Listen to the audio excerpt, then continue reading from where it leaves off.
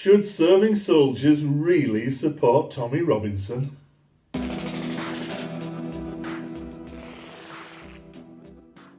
Tommy Robinson, ex-BNP, ex-EDL leader, ex-Breitbart reporter and pretend journalist for the Canadian alt-right website Rebel Media, has picked a bit of a fight with the British Army. The story goes as follows. Last week, while stopping off for a pot of tea and a sausage roll at Watford Gap, he bumped into some very young infantry recruits.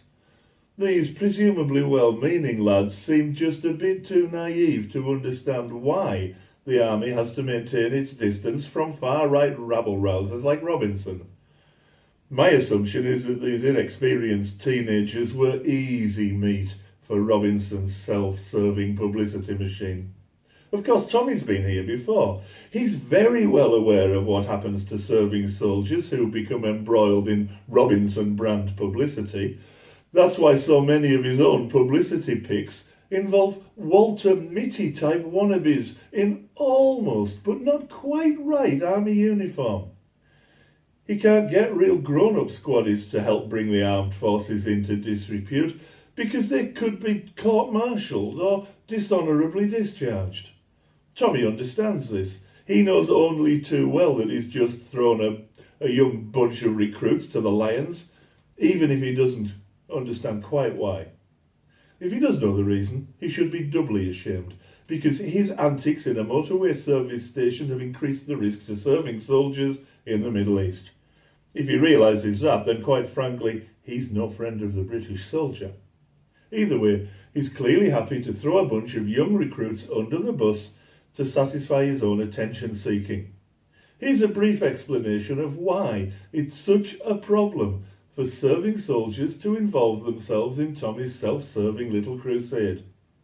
Back in 2008, a small number of American servicemen stationed in the Middle East took possession of Bibles printed in Arabic. They planned to hand these out to local Muslims. Local Muslims were, of course, offended by this, and extremist Islamist groups quickly propagandized the Bibles as evidence that Western troops weren't just keeping the peace, they were attempting to destroy Islam. This resulted in a backlash from the Muslim population, and risks to servicemen and women increased accordingly. There's no way to tell how many were recruited into Islamist groups as a result of this perceived insult to Allah and his people.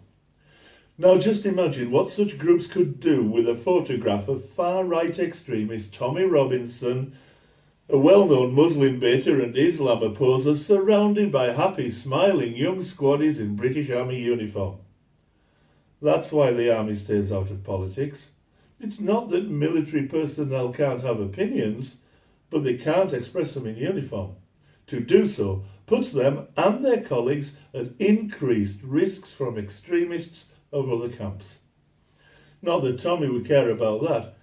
He just wants to get publicity, the more the better. He's happy to see his supporters lose their military careers if it means a little more gristle for the Tommy Robinson brand mill. The trouble is that grist for Tommy's publicity mill may well come at the high price of increased fodder for insurgent cannon. Nice one, Tommy. Supporting our troops again, I see. I'm Stuart Sorensen, and this is Left Eye View. If you found this video interesting, please click on the little I subscribe icon that's on your screen right now. And while you're at it, please like and share this video. It'll really help me get this brand new leftist channel off the ground. Thank you very much.